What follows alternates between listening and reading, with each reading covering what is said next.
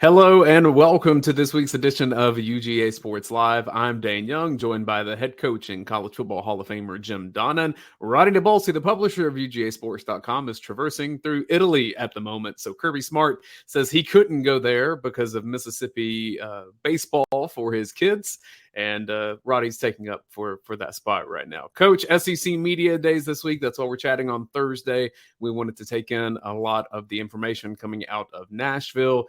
Let me just start with overall your impressions of Georgia, your impressions of Media Days. Everyone says it's the kickoff to the season, and I guess the countdown's on from this point.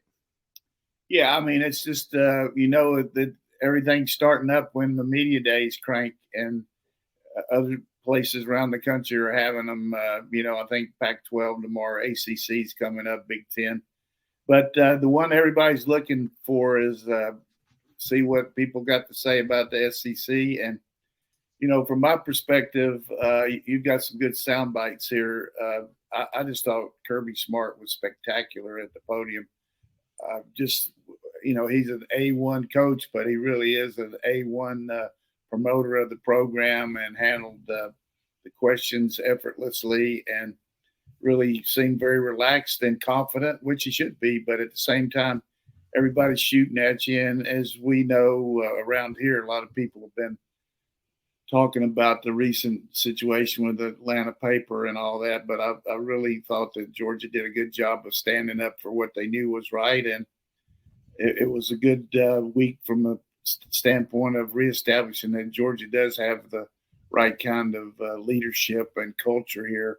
The points he made about nobody leaving here, about the coaches' retention. People aren't going to jump off a sinking ship. We're not a sinking ship by any stretch of imagination, but people start leaving. There's usually a reason for that, but not here. We got a good retention. And from your perspective, you're the Grady College guy that we're fortunate to have on our show. How did you think our players handled the different things that they had to go through, the three players that went there? It's so interesting to see how certain people are just naturally gifted at some things, and then they have to work a bit harder at others. And Kirby Smart even alluded to Brock Bowers not necessarily being the most comfortable in front of that much media. And you could see that a little bit, but I like that he extended himself, that he was trying to improve there. He even said being a vocal leader was something that he wanted to improve on this season. And I thought he did a solid job. I don't know that none of them really made any mistakes, which is good. We know Van Pran is media savvy. I thought Kamari Lassiter was excellent. And I think all three guys, Georgia got back on the plane, and they probably felt good about their performance. But exactly what you said with Kirby Smart, I thought was so true, that he had his key points that he wanted to get in there, and he did that, and he does it in a very affable way. You can see how he's such a good people person to lead such a big program. Overall, I thought Georgia had a really good day, and I thought Kirby Smart was very candid. I mean, a lot of times we complain that Kirby Smart doesn't give you content, and I thought he did that, and he rehashed some things, and he's very open about Georgia's strategy and mentality moving forward, how you try to three-peat, and it's that you don't think about a three-peat, you think about tomorrow. Yeah, that's the deal. I mean, you got to forget about the last couple of years and understand what won for you, but also what almost got you beat, and work on that, and continue to talk about being complacent. I think that's one thing that hopefully we can transpose to the people that are our loyal listeners and new ones, is there can't be any complacency around this place, because the practices are very upbeat, very well planned out, and it's proofs in the pudding with the success. But the competitive level that we have, if you're not ready to go every day out there, you're going to be left left on the bus. You're not going to make the trip. And that goes with the really outstanding players as well as the people who are trying to get going. And I really was impressed about the fact that so many of I hadn't thought about it, but pointing out that the COVID year where we couldn't really bring kids in for visits and all that we got 17 out of the 20 still here. Just a remarkable retention there. But one of the things we got to do is get ready for the season. That's what we do with this podcast, enlighten our fans with what's going on and continue to answer their questions and understand that this is going to be a ride that, it's going to be a little bit like a roller coaster. There's going to be some bumps and bruises along the way if you start hitting your head on something. But it's going to be, to me, it's going to be more downhill. It's going to be uphill for this roller coaster because I think we're ready to ride here. A very good team, very confident team. Leadership, I've said this many times, and I studied it when I was coaching, when I was playing, because I was in an authoritative position as a quarterback. To be a leader, you got to have followers. You got to have people that want to respond to you, to what your actions and your words. And so for leadership, you got to have followership, and you got to acquire that with your own play, your own performance, the way you handle yourself. And we work hard at it here. I mean, when I say we, I mean the UGA coaches spend an inordinate amount of time working on leadership and developing guys down the road. I know when we recruited David Green, I talked to him about, hey, you can be a starter here. You can be a guy that can really be a prominent player on our team, but I also feel like you can be a captain of this football team. You can be a guy with your capabilities and the kind of person you are and the way you were brought up, that these guys on the team are going to respond to you. So, and that's going to pay very good dividends when you get out of school. And it's obvious he's done really well in the business world, but you got to recruit leaders too, not just players. So, and over the years, there's been a lot of them that are prominent. Kirby Smart was a captain of our team, and he showed a lot of qualities back then that he does now, standing up for what you think is right when people are trying to figure out what kind of decision you're going to make, because the coaches aren't around them all the time. I mean, some of these decisions we've made as far as driving haven't been what we need to. And I think what you're going to see, there's going to be some stiff penalties coming out of there. And usually what happens is you take away playing time or you take away something to do with the allocation of the different funds that are available now that are legal and the ones that the school provides. So I think that's something that you're going to see very prominent in Georgia's program. The hammer is going to be down on that. You talked about the team leaders, and the one that he's been a team leader for a long time now, Sedrick Van Pran, second time at SEC Media Days. He was asked why he returned to Georgia. He's a guy that could have gone pro. He would be on an NFL roster right now. Here's what he said. I felt like I could gain more from coming back. But then when you start to think about from an aspect of the University of Georgia, I really felt like I had a great opportunity to help my guys. And I think that's what ultimately drove me back, is that I think that we had a great opportunity to be a good team, and I wanted to be a part of it and help try to lead the guys to let the Lord say the same, a good season for us. So I think that was what it was, and ultimately just the connection that I felt with the guys in the locker room. And see, what I hear from that is all of these guys, they want to go pro. He wants to be an NFL player. But when you have it rolling like Georgia does right now, and you don't like your NFL stock as once, maybe as much as you could, it's easier to come back to Georgia in that situation. And I thought Van Pran explained that really well. Yeah, this guy is just a really good player. I'm talking about every day, you're going to get his best shot, and very consistent among the players as far as people, when you mention who's somebody you look up to, because he's so steady. I mean, he just every day he's going to be the same, and he's just going to be somebody you can count on. And I always talk about a little bit of philosophy here, but off-season program, when you're doing the sprints, when you're lifting weights, when you're running on the team run, whatever it might be, the guys that slack. The ones that are looking for a reason to find a way to get by with something, and see if they can maybe cheat the system a little bit. And and it happens in every phase of any program, but I think not much here now because so many guys are going to tell you, look, we can't have that kind of effort now and expect to win in the fall. So you got to have people that are going to do that every day.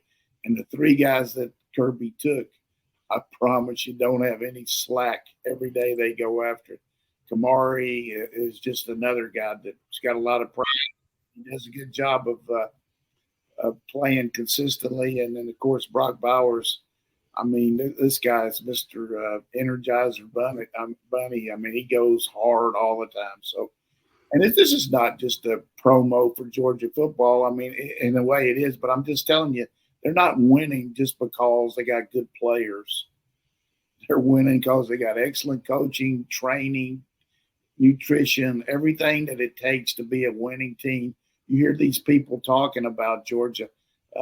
Dana Holgerson, the coach at Houston, comes up and says, hey, I've been to some good places, but nobody's doing what Georgia's doing now. And that's a tremendous compliment from a coach from outside the system. He was here for the spring for the clinic. Mel Tucker, I was talking to him the other day about something else, and he was talking about, coming back here. He's just amazed at the new facilities and amazed what Kirby's been able to do and the talent level that we have. And here's a guy that was here when they played for the national championship in 2017. So enjoy the ride here, Dog fans. I mean, there's going to be some things that happen, but and it's typical to find something wrong more than it is to find something right. But we got a lot of right things going for us, among which you can tell us who's sponsoring our show, right? I will, but before we get there, I want to play one more clip from Sedrick Van Pran because he was asked about his return, but he was also asked about Ladd McConkey's return. And I think this is a storyline that as the season gets closer and plays are happening, I think McConkey's return may be one of those that you look at and say, if Georgia gets to where it wants to get to, it happened because of that. Here's what Van Pran said on Ladd McConkey. It's amazing. I know a lot of people talk about my decision to come back, but I think his decision to come back is something that really, really will help the team. I think it was essential for the team to, really be off on a good start as far as, workouts and things like that. Ladd's a great guy. I was really, really excited that he decided to come back, but it's been amazing to see his growth. I remember Ladd always talked about, he was so excited to just be able to travel. And then, years later, man, he's like really, really been a big piece for us making plays down the field. Essential for the team. Exactly.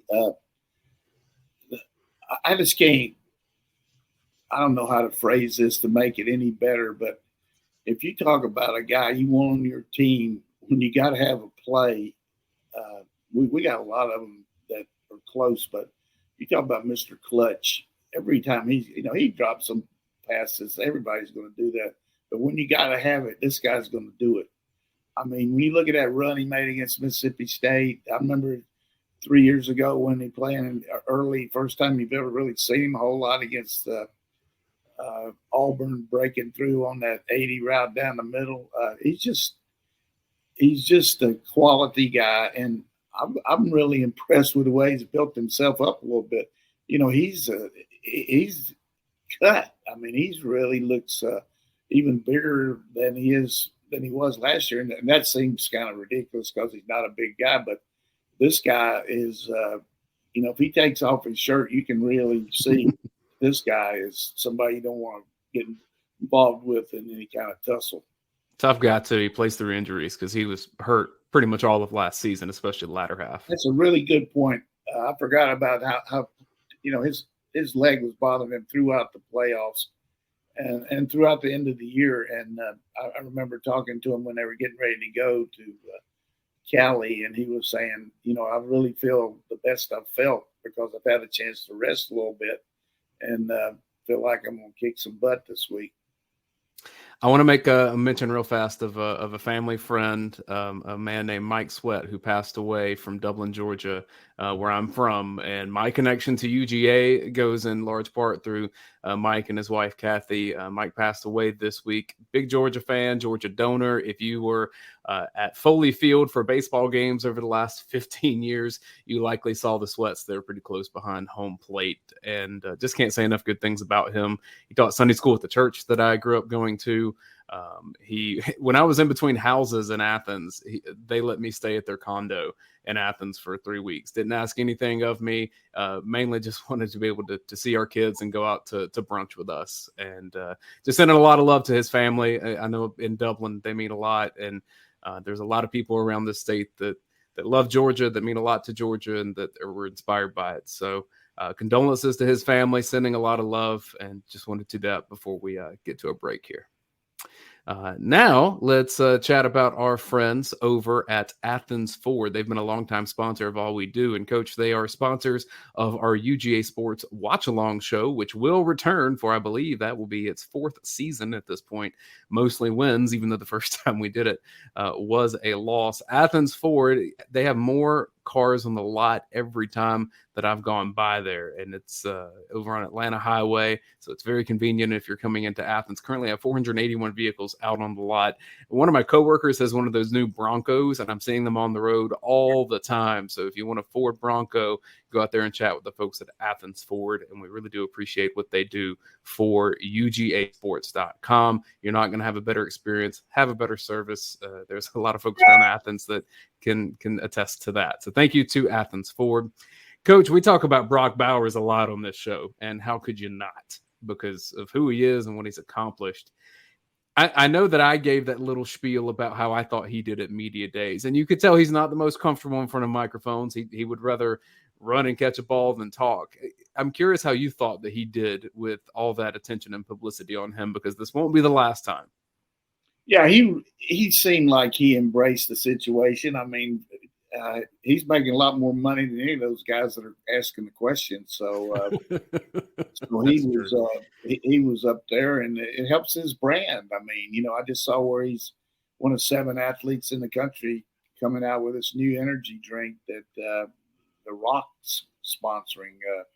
So, Brock is just a very genuine person, that team oriented. He does things for NIL for the rest of the players. And if you wanted somebody that epitomizes who your son will grows up, or your family member would like to be as a person, the Brock Bowers would be the guy. I would say, of course, McConkey. A lot of them you could say that about. We just talked about Van Pran, but I'm just telling you, Brock is so genuine and sincere that maybe he's not a man of a lot of words, but I thought he was very candid in the way he talked about his relationship to the players, and the fact he talked about the other tight ends the way he did. It's a different situation for these young men to be in that kind of environment, because they're used to the local press, people just standing up there, but at the same time, not only are they getting hammered by the print media, they got to do these individual deals with the TV and radio, and then ESPN wants an individual, CBS. So a lot of different interviews, and you're getting the same questions over and over. And it's like I used to say to this guy that started being a tennis pro, you got to be the same at 4:00 when you're teaching somebody a 30-minute lesson that you were at 9:00, because they're paying you for your best shot. So you got to do that 10 or 15 times up there, the same questions. And you can't just say, hey, look, somebody's already asked me that. But they did, but it's a different setting. So what we see on the SEC network is just minuscule to the amount of time that they're getting to own these other platforms, because they want to service all these things. And just like Kirby, as soon as he finished everything, when he got back here, he had to do a hit with the SEC network. I think he was at home when he did it, but he'd been gone all day, and then they hit him again. And so that goes with the territory, though. Bowers was asked about what he needs to improve on this season. Here's what he said. One of the things I'm trying to do better at is be a better leader, because now I'm the old guy in the room somehow, and I felt like time flew by. And I feel like just yesterday I was sitting in the same seat as those freshmen, and it's a little nerve-wracking, but for those guys, and I'm just trying to help them the best I can and lead by example, and I guess just maybe try to be a better vocal leader and say something when something needs to be said. He reminds me of Nick Chubb in a lot of ways, Coach. Yeah, I mean, quiet type, but the thing that really is overwhelming there is just the smile. He's not, he's not frowning. He's giving you that he's happy to answer the question. And, a lot of times when you've been in a role where the other people are in charge, it's harder to step up and do that. But that goes with the territory. If you're going to be a starter or one of the best players, that you've got to be able to articulate that to the younger guys because they don't really know the standard. And it's any place I've ever coached. It's just such a big change from if everybody would just go back to when you were in junior high and then you tried to play on JVs, big step up, then varsity. Man, it's faster, the competition. Then you leave high school and go to college, and then you go college to pro. It's just everybody, when you jump up, you're going to see more and more players that are difficult to compete against. And that's just, if you're going to do it, you got to practice against it. And I thought one of the best statements Kirby made that I listened to was in the analyzation of the quarterbacks when he said, we're not ready to name Beck yet because we want to see how he does against the best defense in the country 2 straight weeks, the 2 scrimmages that they're going to go against. Now, he was being a little bit confident there, but I do feel like we got the best defense in the country when you look at all 3 phases. But what he's alluding to is they're not just going to go out there and run plays like 8 or 10 play series. They're going to go out there, okay, we're going to put the ball on the 40, and you got 5 plays to get it in there. Or we're going to put it on the 10-yard line. Let's see how you can go against this red zone defense. Or we're going to go 6 straight 3rd and 8s. And what you're going to see is Beck against that, Vandergriff against that, and Gunnar Stockton against that, and see how they react to it. And same thing with the defensive players. They're going to put, hey, you got to go out here and cover Ladd McConkey or Star, Jonelle Aguero. You got to go out here and cover Bowers. You might not do it every time, but I thought it was good last year when I was watching one of those early scrimmages when they were putting Malachi Starks out there with the first unit. I'm thinking to myself, good Lord, I saw this guy last year playing against Raymond Gap over there at Jefferson. He's going against the first team, but hey, he was the best guy, and he proved it right there in the Oregon game. And that first scrimmage, I think he knocked down 3 passes and really made the offense mad, but he was good now. I mean, now he's one of the best players in the country. I mean, practice performance at Georgia always dictates playing time, but I think even more so when the first 2 games are Tennessee, Martin, and Ball State, because you're going to have to be focused against your team in practice because that's the best competition you're facing for the first 2 or 3 weeks of the season. Yeah, I was on a real downer this morning when I woke up and saw the preseason rankings for the league that Ball State's in, and they're 5th in their division. I was hoping that they were going to be among the better teams, but when the scribes or the people that write for your conference pick you 5th, it's probably a good reason for it. So I was hoping maybe we get a little better shot from them, but maybe they're better than what the sports writers think they are. But and the thing about UT Martin, they played good against Tennessee last year. I mean, second half Tennessee cut the water off a little bit, but not on defense. Tennessee was out there trying to stop them, and they couldn't. And the quarterback for Alabama's dad, Coach Simpson, is the head coach. And I think you did a good job the other day of putting it out to our fans that they lost one of their team mates as far as being able to play right away. He was shot in a situation up in Nashville. And shot 9 times. Got a GoFundMe thing for him. I hope that's working out. Yeah, Georgia usually rallies around opposing teams that have things. I think about Arkansas State a few years ago with the coach's wife that was battling cancer. Devin Gales is always a great example from Southern. Georgia fans tend to rally around the people that need some help. And so if you want to check GoFundMe, how's it looking?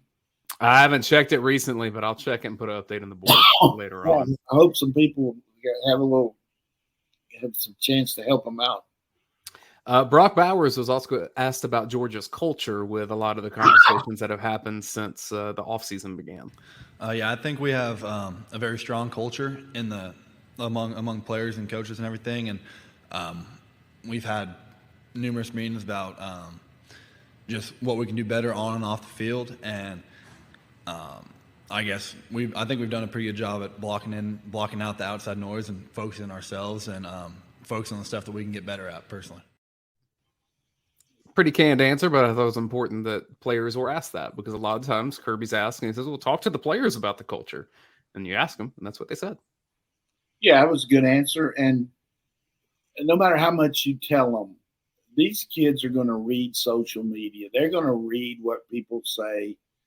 I don't know that they go on these different websites and read about some of these people being critical of them, but when you're on Twitter and you say something about somebody, it pops up. These kids either see it or somebody will tell them, hey, look, so-and-so said you did this, blah, blah, blah. But this can't.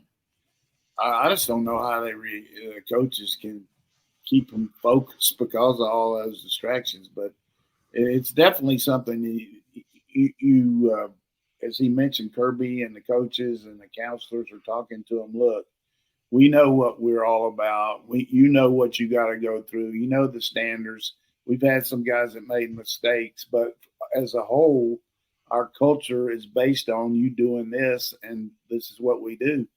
And like I said in the get-go here, if things weren't good here and people didn't see that they were being treated fairly and being developed as young men off the field, they'd be hitting the road. We haven't lost really too many quality players. We've lost a couple good players that are looking for a little bit more money maybe, but we're not looking at people to leave here. Why would you leave? I mean, what are 29-1?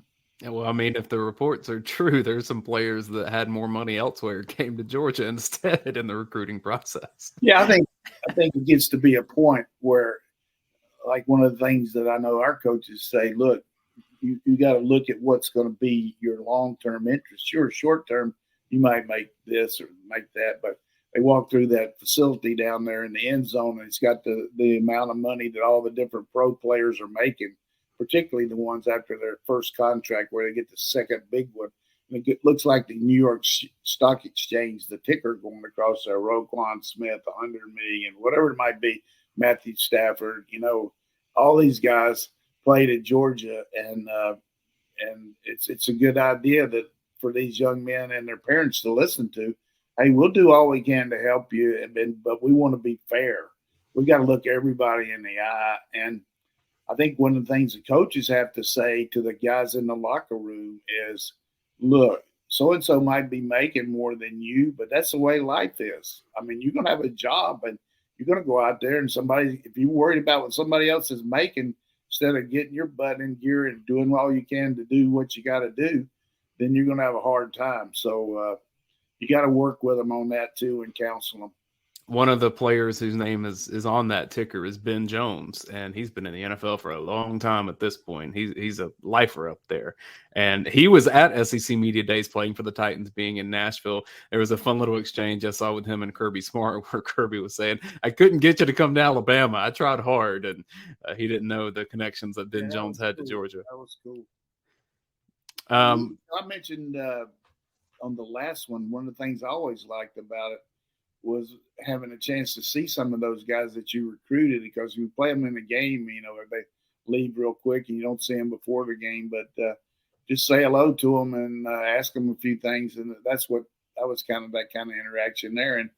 And just because you lose a guy to another school, he doesn't automatically become a zero. I mean, that's just the way it is. I read a recruit online the other day on Twitter was saying one of the hardest things for him is telling these other guys no, and when he says something to yes, because he's built this relationship with them, and that's hard because everybody's been good to you, and you got to tell people no.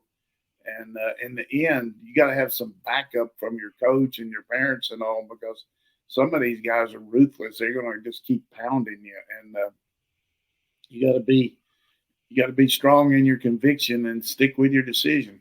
One of the coolest things when media runs on the field and tries to get the photo of the coaches shaking hands or whatever, it's just a photo op there. But one of the coolest things, if you follow some of the assistants, they'll go to players on the other teams and just say hello, and it was great to see you, and to ask about families. They have specific things because even though they didn't go to your school, you know a lot of the relationships within the league, and they may come to your school at some point now with the portal and everything. But that was always a fun dynamic to me. This was this intense competition, but afterwards it's just everybody saying hello, good to see you.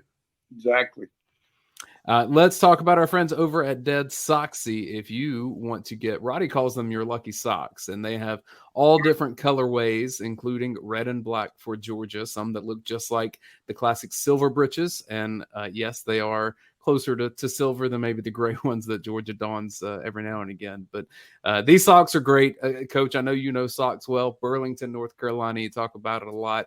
These are quality socks from Dead Soxy, and you can get some really good specials either by becoming a Dead Soxy member or just getting some of the sales that they have on their site. Hey, they certainly live up to my standards, because I was spoiled growing up in Burlington, where kind of the sock capital of the world, and definitely these meet very high standards. My father-in-law was kind of the ace guy at a couple places where he was the guy that could go out and fix all the machines and kind of supervise them, keeping all those.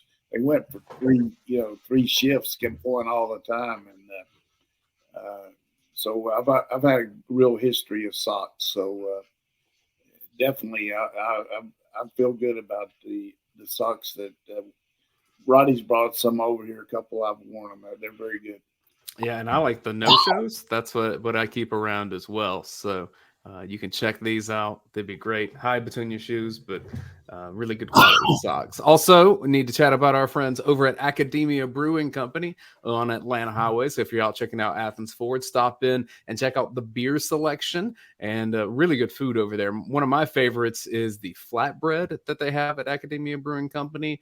There's I think 4 different kinds. And so there's a flavor for something that you like out there. It's a great kitchen, a great space to hang out. If you're ever in Athens for a game day and maybe you leave a little early to beat some traffic, or you just need a spot to watch a game, they have multiple TVs everywhere, a big screen, some couches. It's a really cool spot.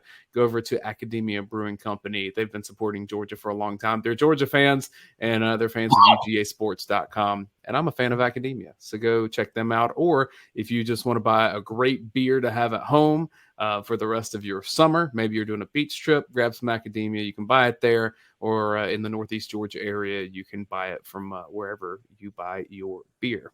One thing about Academia that I think everybody's got family members, and you say, hey, we're going out to eat. Say, I want to go here. I want to go there.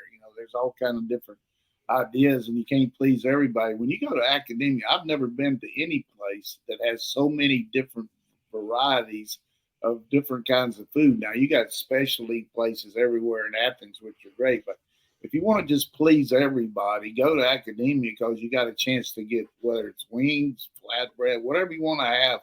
You can, and the salads are unbelievable.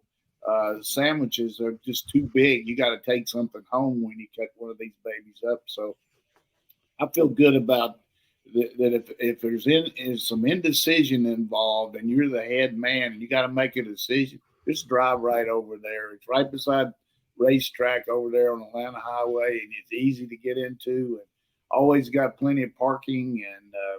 And I always talk about the parking angel. The parking angel is somebody that follows me around, and I got to find the parking place. And for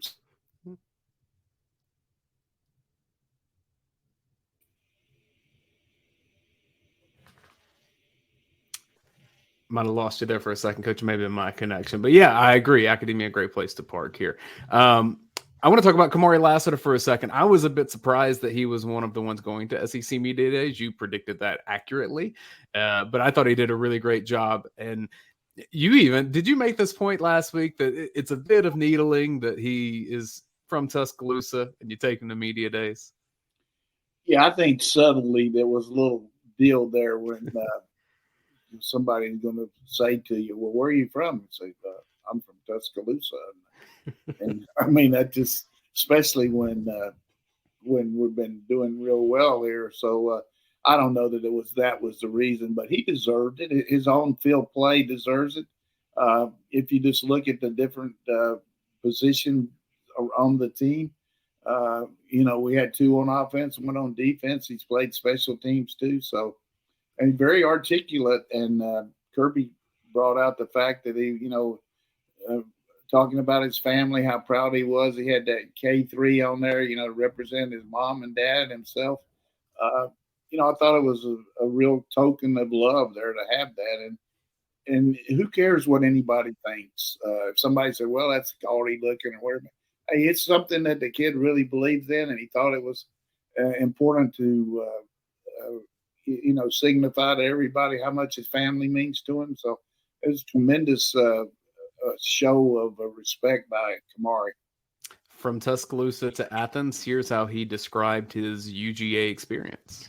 I would say this is everything that I hope for and more, honestly, coming into Georgia, I just wanted to, prove myself right and just to show that I could play at a high level in the SEC and, just coming in and the way that Georgia's impacted me both as a player and as a man, I couldn't really ask for much more.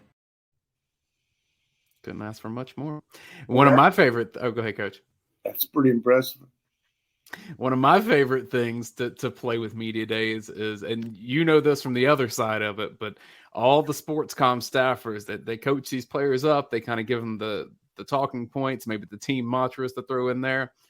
Kamari Lassiter hits 4 of those in 10 seconds. The mentality for this year is really just better never rest. We're trying to eat off the floor. We're not trying to be complacent this year. We're trying to, uphold our standard and keeping the main thing. So, some staffer was just fist pumping, be like, he got them all in there. Hey, that was in a New York minute right there. That was impressive.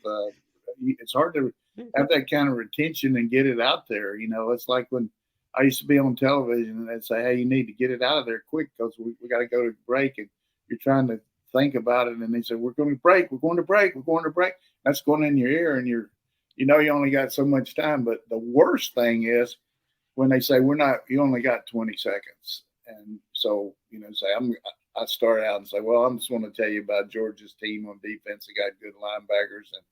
And then he said, "Okay, you need to stretch it a little bit. You need to stretch it. We got more time." And they got really good secondary. Stretch it. And their coaching is outstanding. And stretch it. I mean, you're not even ready for it. You got to add. I learned how to do that a lot better. But, boy, those producers are in your head and they're talking to you. And you got to be able to not say, "Hey, would you shut up?"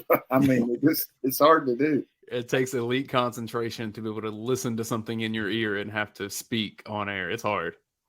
Yeah, and during the games too. I mean, you've got that deal where they're talking to you, and you've got ability to talk to them though, because you got a little button that cuts your microphone off, and you can talk back to them and say, "Look, I need to get an ISO on Lad McConkey. I feel like they're going to throw the ball to him," or whatever it might be. But there's a lot of stuff behind the scenes there that you got to work on. And then you got the telestrator, which really helps.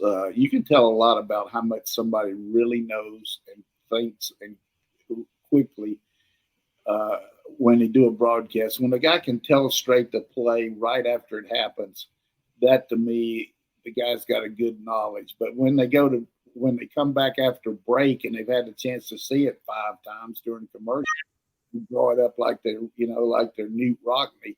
That doesn't impress me much because I know that they couldn't figure it out when it happened. Shania Twain, that don't impress me much. Usually you make the music references. I had to throw one in here. You like Shania? I like her too. My kids like her a lot right now. We've been playing a lot of like 90s country for them, and really? They're into it. Yeah. My kids love Dolly Parton. Did they play "Don't It Make My Brown Eyes Blue"? Or I haven't tried that one yet. Maybe I'll have to let you talking in your sleep. I'll let you introduce those to them. They like Dolly. They love Dolly. Did you ever know what about Dolly's high school talent show was? Oh boy, what is it? She crawled out on the stage and tried to stand up. That's pretty good. I'm going to play this Lassiter cliche one more time because it's going to lead into our Kirby Smart clips. The mentality for this year is really just better never rest. We're trying to eat off the floor. We're not trying to be complacent this year. We're trying to, uphold our standard and keeping the main thing the main thing. The new one in there is better never rest, and that comes from the All Blacks, the New Zealand rugby team. Here's Kirby Smart talking about it. Yeah, that's so funny you say that because I've never brought that up to our team. I think that's bad producing. Wrong clip. Here we go. So this year we studied the New Zealand All Blacks, most successful sports team in the history of really teams over 100 years. They've had the highest winning percentage. And so we took a deep dive. We took 6 weeks. We took a title and a mantra from them and studied those things for 6 weeks because we don't want complacency. They've done it better than anybody else, and we use that. One of their big mantras is better never rest. One of the cool things to me, Coach, is the All Blacks have written a story on their website. They've interacted with social media with Georgia football. They're kind of embracing Georgia, seeking them out. And Georgia's not the first team to do this. I think Dabo Swinney did some of this with Clemson during their run, winning national championships. But I like that Kirby's seeking this out. I've heard him mention the Chicago Bulls in the 90s as well. Yeah, I mean, great teams, regardless of what sport, have tremendous ability to be resilient and make the plays necessary. And you study winning performances. You look at what makes it happen. And I think it's good for Kirby to look at, the ins and outs of all the different success. And I know my good friend Warren Goodstone, who is from New Zealand, all the time sending me stuff about the All Blacks before I even heard about this with Kirby. I mean, I've been hearing about the All Blacks for 15 years from Warren. So they're definitely a winning issue over there. And I tell you, you got to be tough to play rugby now. It's a tough sport. Did you ever do any cross recruiting, rugby, football? Was that ever anything that entered your sphere? Well, they weren't doing the rugby punt back when I was coaching. We didn't really go into New Zealand or any of that, but we did go when I was in North Carolina and some other places. We did get some kids from Canada, and it worked out pretty good. We were very successful. I know some of these schools now are looking at kids from all over the world because football has become more of an international sport. A lot of guys are playing at some of these other countries that never played before. The clip that I started to accidentally play, it's in reference to Kirby Smart was kind of joked about media saying that Georgia would go 7-5 and somehow that becoming motivation for the team. And he wanted to clear this up, that it was some Georgia players that said this after winning the national championship, just kind of heat of the moment thing. But he wanted to kind of give a motivational tactic of that wouldn't work, and here's why. Yeah, that's so funny you say that because I've never brought that up to our team. I think our team would laugh at me if I said we were going to go 7-5. So there's a mistake out there somewhere that's ever been brought up by me. Now, I've heard quotes from players that said that. They might have read it somewhere. They might have believed it, but it never came from me because I'm a big self-confidence coach. So the entire offseason last year, I told them how good they could be because all they heard about was how many players they lost. And I pumped that through and through that we had a tremendous team and we're going to be a really good team and they're going to go out and play competitive football. But I don't get into the narratives because once you start using that to motivate your team, you're going to struggle. That's a really good answer there. And I think from a leadership perspective, as a coach, you've got to be straight up with your players. I mean, sometimes you're going against a team, not here in Georgia, but that outmans you, and it's going to be difficult for you to win. But you can also talk to your team about, look, if we do this and we do this and they do this, they could lose this game to us. That's what's got to happen. We got to take advantage of the situations. And when we're going to run this special play, we got to make it work. When we're going to do this onside kick, we're limited here. But you break it out how you're going to do it instead of just saying, hey, we're going to run our kick their butt. But you got to these kids understand. They see the tape. They know what it's like. I mean, the kids that are coming in here from UT Martin and Ball State, they know what it's like, but they know that hey, maybe we can have some success and at least play as good as we can, kind of like Kent State did last year. They came in and I mean, you measure success in degrees. I mean, that was a successful game for them. I mean, they challenged us, and those kids played out of their mind, and we gave them a lot of opportunities too. But that's what happens. And Samford too. It's just like, but only 3 quarters in that game. But here's the deal: it's like a general going into a war. You just can't go in there and say, we got no chance here. You're going to die. I mean, that's really a bad. I'm not making the analogy of the football because it's certainly not. But you got to find a way to survive, and that's the way you got to do in football if you're outmanned. I guarantee you, UAB, they're over there talking about playing Georgia. They're saying, hey, none of you guys got a scholarship. We're going to go in there. Last time we went over there, we were embarrassed. They took us behind the woodshed. We're going to go in there. I mean, they got one of our coaches over there. Eddie's a line coach. He's going to let those guys know what we got, but he also knows some things that they give us trouble, kind of like Jim Chaney did for Georgia Tech last year, helping them out on their offense against us, kind of like Bobo did at Auburn in that first drive 2 years ago when they had the ball for 16 plays. He knows how to attack us. So you got to find a way if you're the coach, but the overriding thing, getting back to Kirby's initial talk there, is he talks more about, like the Tennessee game this year. Tennessee's won. They're number 1, blah, blah, blah. He sold our guys on, hey, they're playing in our house. He sold our fans on we need the noise. He sold the players on we're a better team than them, and we're going, who are they talking about coming in here and beating us in our house and all that? And it's a great motivator all week about how we were going to win. He was on the kids. I mean, you saw that tape where he got on Keely Ringo during the week, but it was a masterful motivational job to get our team ready and a tremendous tactical ability to outman their pass protection the way we rushed them throughout the game. I think of that start against Arkansas because that's a noon kick. There's a lot of excitement, energy, and sometimes you might not be focused, but Georgia came out and Arkansas was just kind of, they couldn't even get a playoff. It was so rocky. Yeah, it was cool the way we destroyed them. But I think, again, talking about our schedule, Kirby, somebody said to him, hey, what about your schedule? And he said, hey, come play the schedule. Come play it. We got better schedule than you think.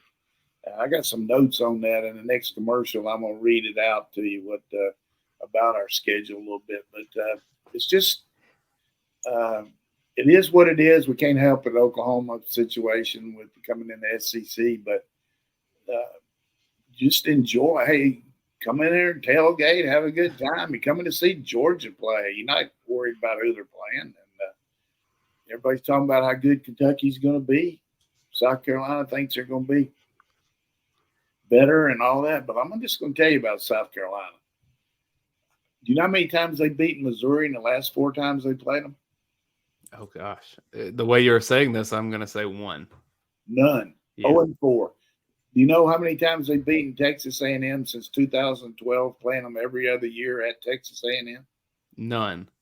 Exactly. Catching on. Who were their best 2 players last year? Marshawn Lloyd and their tight end. They both left. Marshawn went to Florida State, USC. The tight end went to, on offense, went to Florida State. And then the best defender went to Oregon, right? Pickens? And then Birch. Birch, excuse me. Then they've got they got to play Georgia and Clemson in the top 10, and they got to go to Tennessee. So certainly they did a tremendous job winning those 2 games against ranked teams, against Tennessee and against a really good Clemson team. But I just don't see all this love for I don't see how they're going to win 8 or 9. Plus, they played 9 teams that went to bowl last year. The first games against North Carolina and Charlotte. So, but they might surprise me. But I'm putting a little water on that put a little water on it there. I'm not as fired up about South Carolina. Another team not fired up about is Florida, and I'm only playing this because this debate happens a lot. I thought Kirby Smart gave the most succinct and candid answer on Georgia, Florida, Jacksonville, that whole dynamic. I really don't care where the game's played. I want what's best for the student athletes, and I want what's best for our program. Unfortunately, if you consider that to be a premier matchup and a national game, there's no recruit that will ever take an official visit or get to visit the campus while the game's in Jacksonville. That's just physically impossible. So both universities, not just Georgia, lose out on an opportunity to showcase their campus in the greatest light there is. And to me, that's really important. Every university I've been at, you had that feature game that everybody in the country wanted to come watch. Very succinct. Great point. And not only the seniors to be, but the younger guys. Can you imagine the impression on coming to in the 9th or 10th grade, coming to watch that game and walking out on the field before the game and how that gets your juices going? You just don't have that in some of these non-conference games and some of these lesser conference teams that we play. But I will say this about Napier. I think he is a really good coach. He was a good assistant coach, and he's been in the premier programs. He coached at Clemson when they were rolling, and he also coached at Alabama. So he knows what it takes, and Florida's got the resources and the new building and everything in place. And they just didn't play very good last year, but he wasn't left a really good team either. But what he is doing is he's remaking his roster. He's bringing in a lot of different players from around the country that want to play in a good team on a good team and hopefully feel like they can win. But I worry a lot more about Billy Napier than I do some of these coaches in the league. If you want to remake your work situation, you can do that with the help of myperfectfranchise.com. That's Andy Ledecky and his team, including Brandon Beachy, the former Braves pitcher. What this is they help connect you to a franchise, a business that you can have ownership in. You can be your own boss, and you can make it where you have a better quality of life in that way. And if you are kind of tired for working for your current boss, you want to make just a different change in your career, maybe you're stuck in your work path, reach out and have a conversation with them and see if My Perfect Franchise can get you in the place that you need to be. Really nice people. They've been supporters of UGASports.com for a while. MyPerfectFranchise.com. Oh, that's .net. MyPerfectFranchise.net. Or you can just Google them. They'll pop up. That's how I tend to handle these things. Also want to mention our friends over at Your Pie. They are such a good pizza company, and in Watkinsville is the location that I tend to go to. Your Pie is where you can get customized pizza. On Tuesday, you get double points on their app. I really enjoy it. They have the peach and prosciutto pizza, which is one of their signature pizzas that they do every year. They have some that are there constantly. Peach and prosciutto's their limited time right now. It's the 15th anniversary of Your Pie, and they're just creative. You can make a pie your way. Really good rewards on the app. That's what I like to do. And in fact, I believe I have some free breadsticks that came for my birthday. That is this week. The hot honey pepperoni is one of my favorite pizzas. And we talk about Your Pie a lot on this show. This is our lunch half the time before we do the UGA Sports Watch Along show. So in some ways you can say that our Watch Along show on YouTube that's getting more popular by the year, it's fueled by Your Pie. So support them. They have more than 60 locations, probably more than 70 at this point, all around the Southeast. Find the one closest to you and give them a try. What's your favorite one, Coach? You like that lineage, I think. My biggest deal is being able to go in there and make it exactly what I want, because even though you can order some places and get pretty good, when you go to Your Pie, if you don't have a good one, it's your own fault because you picked out every part of it. So and I've never had a bad one there, that's for sure. But it's just I like to experiment a little bit. But, hey, when I'm in the fourth quarter like I am, I'm pretty sure what I want when I go in there to order. So I'm not going to experiment much. But occasionally when they do send them over here for our games, you'll see some different kinds. And by the time I get downstairs, there's not much left though, because you and Roddy already scarfed them up. He's over there in Italy now. He's going to come back like he's some kind of Italian connoisseur of food. I mean, some of these pictures he's making, he's lost all that weight and he works out and everything. He's going to come back and look like he's going to be bulgy. That's for sure. He's going to reset. You're probably the idea for it happened in Italy, so maybe he's getting inspired by it too. You wanted to chat about schedule before we get to questions? Yeah, I was looking for my notes on that. So go ahead and start with one question, and I'll have these notes here. I hate for everybody to see my glasses. It's all okay. I'm getting where I might need some myself. This is right up your alley, Blocker 57. It's a coach. I know you talked a while back about SEC expansion beyond Texas and Oklahoma. Do you think that there's any update on the SEC potentially expanding beyond just Texas and Oklahoma? I doubt it.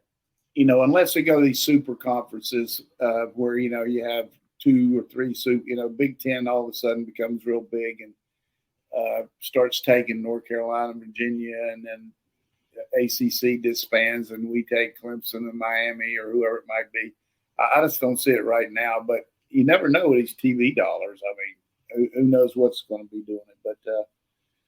But here's a few things to hear about Georgia that Kirby talked about the staff and everything, but the third-year players and younger this season have never lost a regular season game.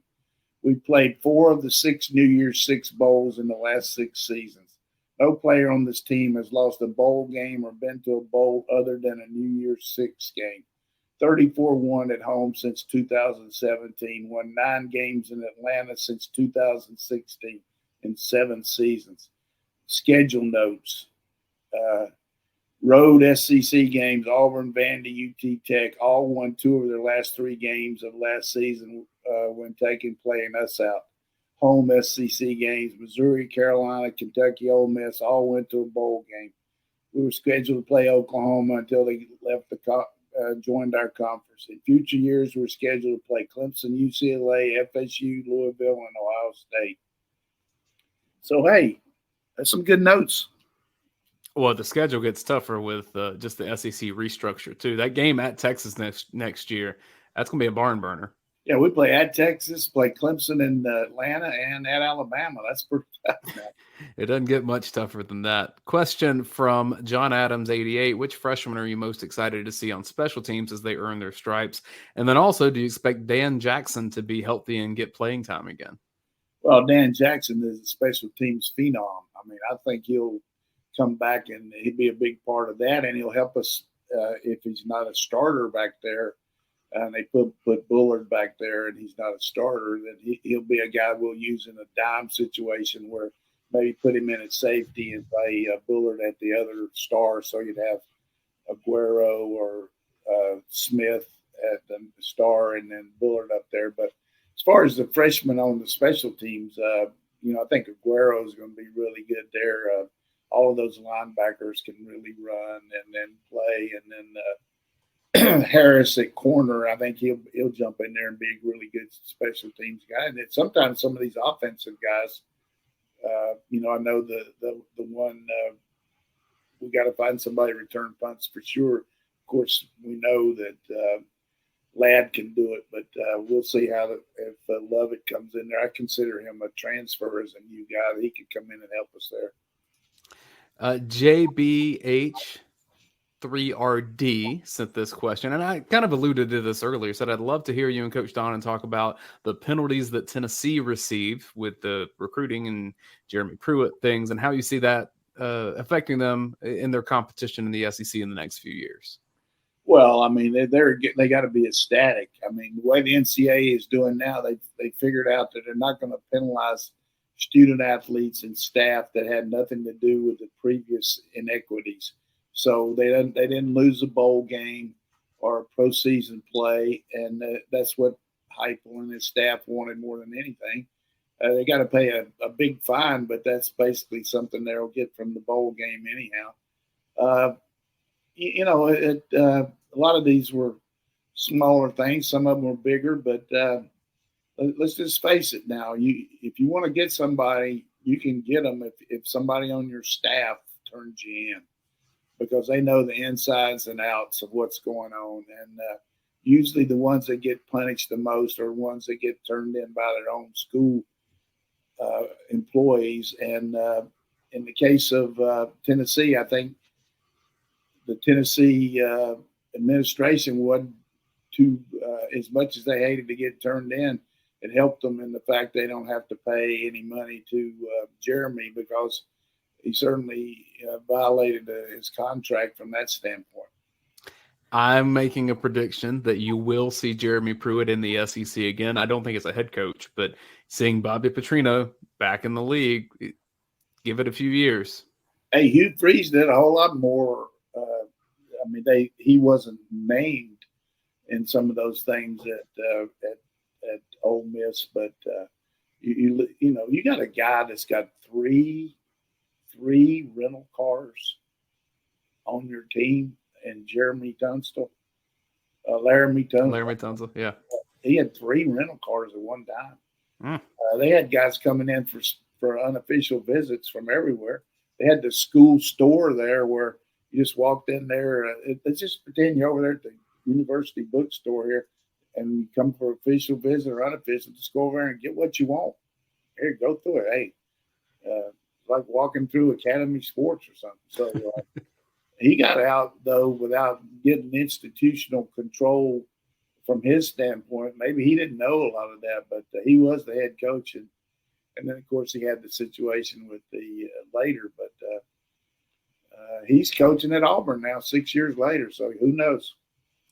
2 more questions, and then we wrap, and we'll be back next Tuesday. Scuffletown Dog. This is kind of a vague question, but I think you'll know what he means by it. He says, Coach, I always enjoy your input to this show. What type of team do you see Georgia being this year? I hope it continues on the same path. You've coached a lot of teams. You've seen a lot of teams. What type of team is Georgia?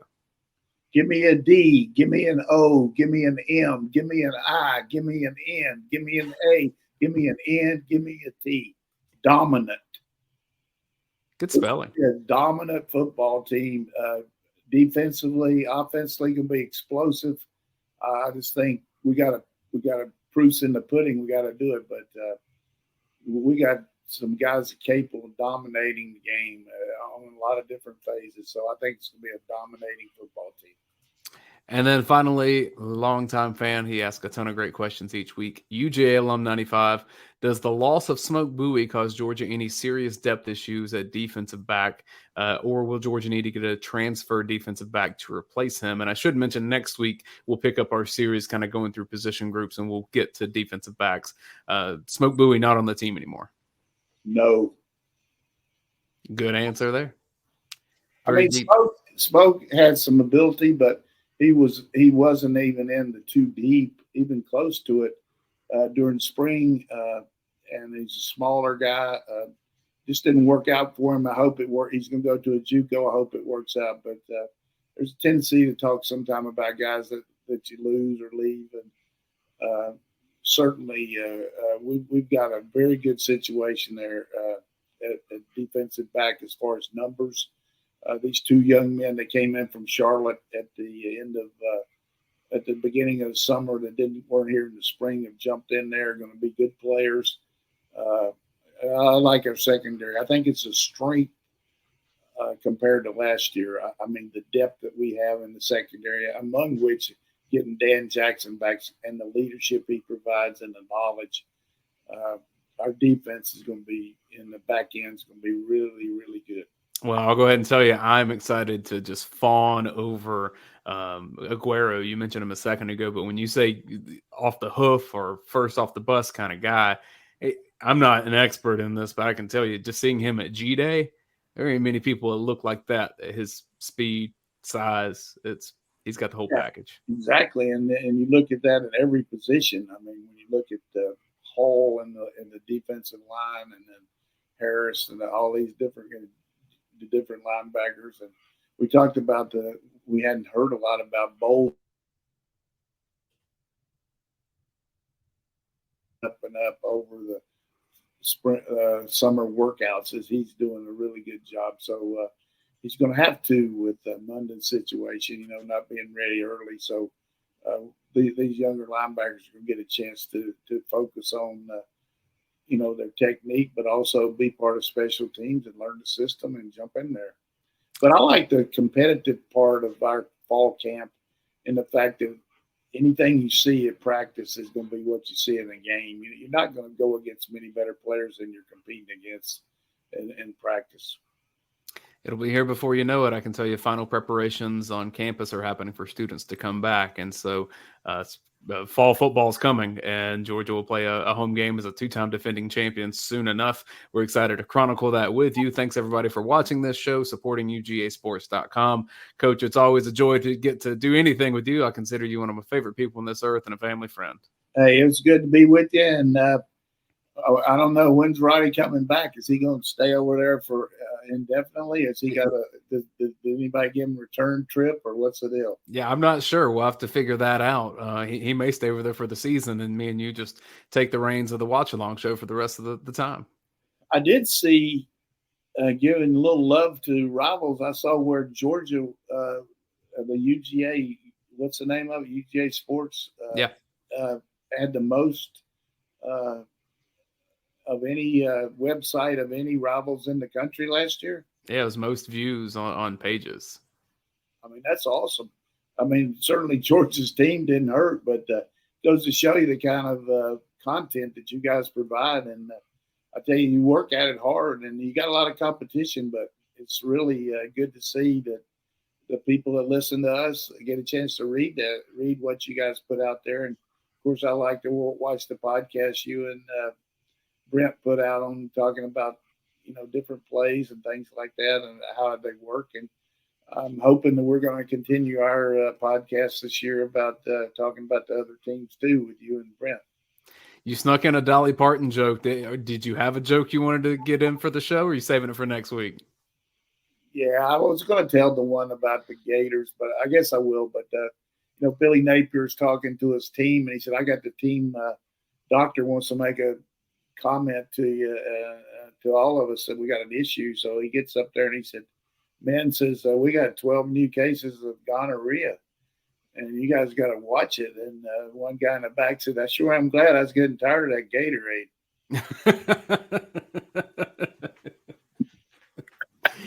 All right. All right, everybody. We'll see you next week, Tuesday at noon. Thanks for watching.